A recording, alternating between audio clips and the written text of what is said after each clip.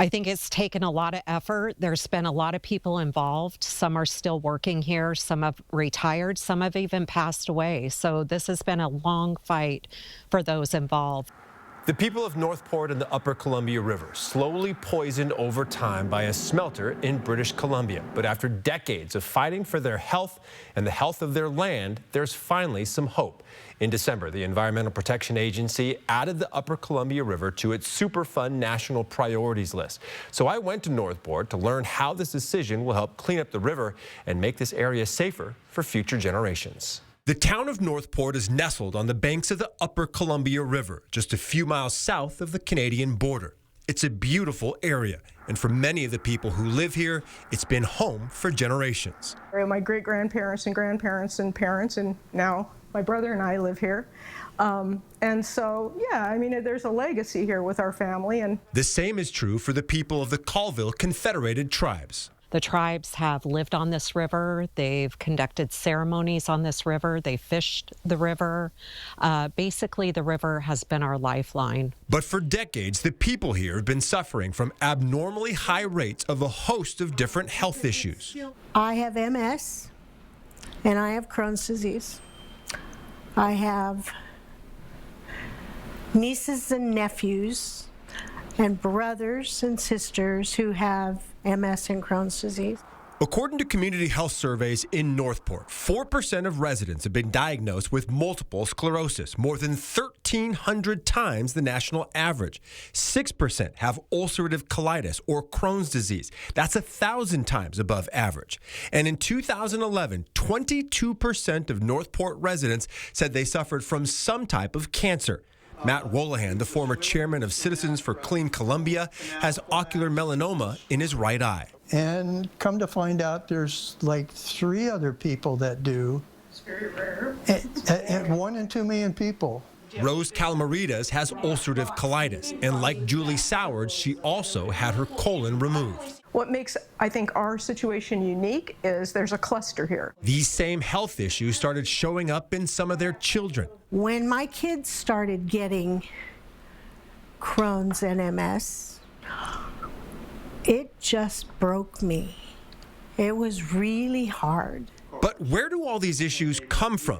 While there's no way to prove it, the people here all point 7 miles up the river to this smelter just across the Canadian border. From 1906 to 1996, the Teck smelter here in Trail, BC, dumped 450 tons of slag a day into the Columbia River. Slag is a solid discharge made up of heavy metal toxins, and it all carried downstream across the border to Northport. The EPA believes at least 13 million tons of slag went into the river, and Teck released even more pollutants into the air. That's lead, zinc, cadmium, and selenium in the water system and in the soils.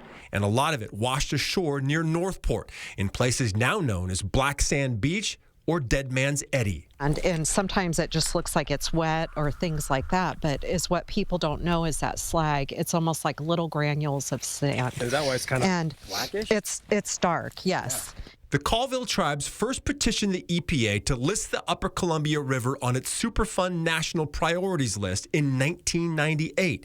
And more than a quarter century later, it finally happened on December 13th. By adding a site to the national priorities list, we guarantee that EPA will be involved with this project through the end of the cleanup.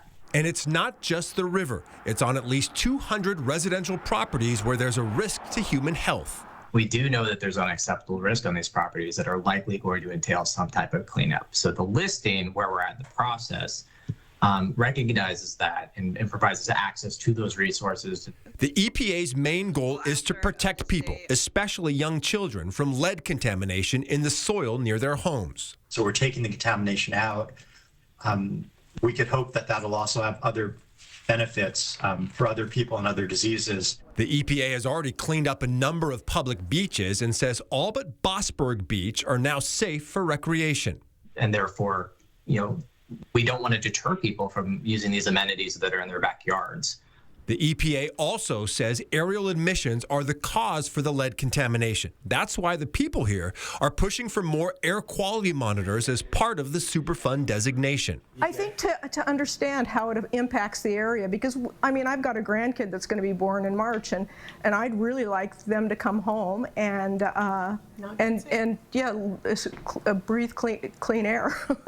You know, you look at people recreating and they're going, this isn't the type of Superfund site I'm used to. You know, for so many who live here, they say the damage is already done.